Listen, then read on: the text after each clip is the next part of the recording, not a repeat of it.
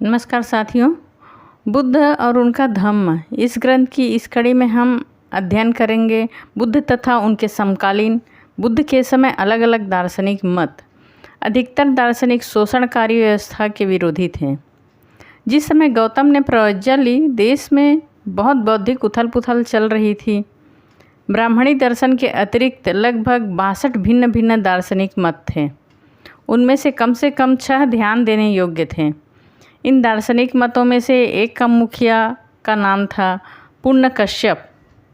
उनका सिद्धांत अक्रियावाद कहलाता था। उसकी मान्यता थी कि कर्म का आत्मा पर किसी भी प्रकार से कोई प्रभाव नहीं पड़ता। चाहे कोई भी किसी भी काम को करे अथवा कराए, चाहे कोई किसी को घायल करे, चाहे वह किसी को मरवा दे, चाहे कोई स्वयं चोरी करे अथवा डाका डाले, चाहे किसी की चोरी कराए चाहे डाका डलवाए, चाहे कोई स्वयं व्यभिचार करे तथा किसी से करवाए, चाहे कोई स्वयं झूठ बोले अथवा किसी से झूठ बुलवाए, आत्मा पर किसी भी बात का प्रभाव नहीं पड़ता। कोई कार्य कितना भी जघन्य क्यों न हो, पाप से प्रभावित नहीं करता। कोई कार्य कितना भी अच्छा क्यों न हो, वह आत्मा को पुण्य से युक्त नहीं करता। आत्मा पर कोई प्रतिक्रिया ही नहीं होती। जब कोई आदमी मरता है तो उसके शरीर के सभी तत्व उस मूल तत्वों से मिलते हैं जिनसे उनका शरीर बना है। मरने के बाद कुछ नहीं बचता, न शरीर न आत्मा। दूसरी विचारधारा का नाम है नियतिवाद। इसके मुख्य उपदेशक का नाम था मक्खली गोसाल। उसका मत एक प्रकार का भाग्यवादी अथवा पूर्व निश्चयवादी था। उसकी शिक्षा थी कि न कोई कुछ कर सकता, न होने से कोई रोक सकता। घटनाएं घटती है, कोई अपनी इच्छा से उन घटनाओं को घटा नहीं सकता। न कोई दुख को दूर कर सकता, न कोई उसे घटा बढ़ा सकता। प्रत्येक व्यक्ति को अपने सांसारिक अनुभवों से गुजरना ही पड़ता है। तीसरा मत उच्छेदवाद कहलाता था। इसका मुख्य उपदेशक अजित केशकम्बल था। उसका मत एक प्रकार का संपूर्ण नाशवाद था। उसकी शिक्षा थी कि यज्ञ और होम में कुछ नहीं रखा। कर्मों के कोई ऐसे फल नहीं होते जिन्हें आत्मा को भोगना पड़े अथवा भुगतना पड़े। न कहीं कोई स्वर्ग है और न ही नरक। संसार में आदमी का निर्माण दुख के कुछ तत्वों से हुआ। आत्मा उनसे बच नहीं सकती। संसार में जितना भी कष्ट है, जितना भी दुख है, आत्मा उससे बच नहीं सकती। यह कष्ट या दुख स्वयं अपने आप अनायास समाप्त हो जाएगा। आत्मा को 84 लाख योनियों धारण करते हुए जन्म लेते रहना होगा, तभी आत्मा के कष्टों और दुख का अवसान होगा, इससे पहले अथवा किसी अन्य साधन से नहीं। चौथा मत अन्योन्वाद कहलाता था। इस मत के मुखिया का नाम पकुट कच्चान था। उसका उपदेश था कि 7 तत्वों से प्राणी का निर्माण होता है। वे हैं पृथ्वी, जल, तेज, वायु, सुख, दुख तथा आत्मा। प्रत्येक तत्व दूसरे से स्वतंत्र है, एक दूसरे को प्रभावित नहीं कर सकता। वे अपने में संपूर्ण हैं और वे सभी नित्य हैं। उनका किसी भी तरह नाश नहीं हो सकता। यदि कोई आदमी किसी का सिर भी काट दे तो यह कोई मारना नहीं होता। यह तो इतना ही है कि शस्त्र 7 तत्वों में प्रवेश कर गया। संजय बेल्टपुत्र का अपना ही एक अलग दार्शनिक मत था। वह विक्षेपवाद कहलाता था, जो एक प्रकार का संदेहवाहक था।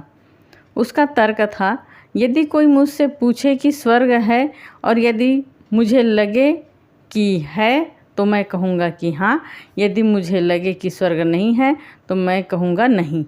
यदि कोई मुझे कहे कि आदमी बनाए जाते हैं, क्या आदमी को अच्छे बुरे कर्मों का फल भोगना पड़ता है, क्या मृत्यु के अनंतर आत्मा रहती है, मैं इन सब का नकारात्मक उत्तर दूंगा, क्योंकि मैं नहीं समझता कि इसका अस्तित्व है।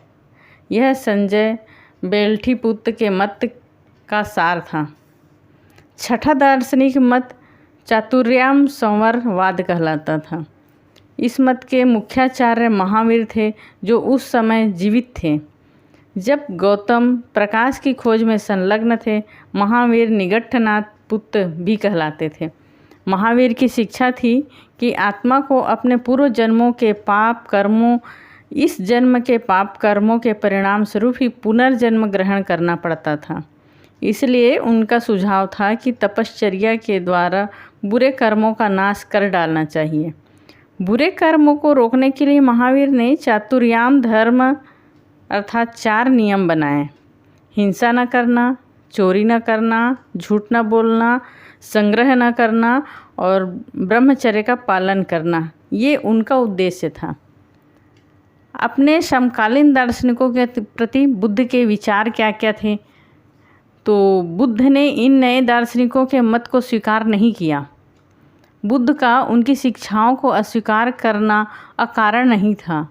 उन्होंने कहा, यदि पुण्य कश्यप या पकुत कच्चान के सिद्धांतों को सत्य माना जाए तो फिर आदमी कोई भी बुराई कर सकता है और किसी को भी कुछ भी हानि पहुंचा सकता है। किसी भी तरह की सामाजिक जिम्मेदारी, सामाजिक परिणाम स्वीकार किए बिना एक आदमी दूसरे की हत्या करने की सीमा तक जा सकता है। यदि मक्खली गोसाल का सिद्धांत ठीक माना जाए तो आदमी भाग्य का दास बन जाता है, वह अपने को उससे मुक्त नहीं कर सकता। यदि अजित केस कंबल का सिद्धांत ठीक माना जाए तो आदमी के लिए खाने पीने और मौज मस्ती उड़ाने के अतिरिक्त शेष कुछ करने के लिए रह ही नहीं गया।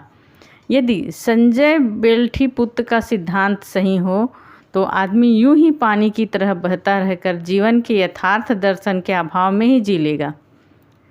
यदि निकटनाथ, जो बाद में महावीर कहलाए, का सिद्धांत सही है तो आदमी का जीवन काय क्लेश तथा तपश्चर्या के अधीन हो जाएगा, जिससे आदमी का अधीनीकरण हो जाएगा और इच्छाओं तथा मूल स्वाभाविक प्रवृत्तियों का सर्वथा मूलोच्छेद हो जाएगा। इसलिए उन दार्शनिकों द्वारा सुझाया गया कोई भी जीवन पद बुद्ध को अच्छा नहीं लगा।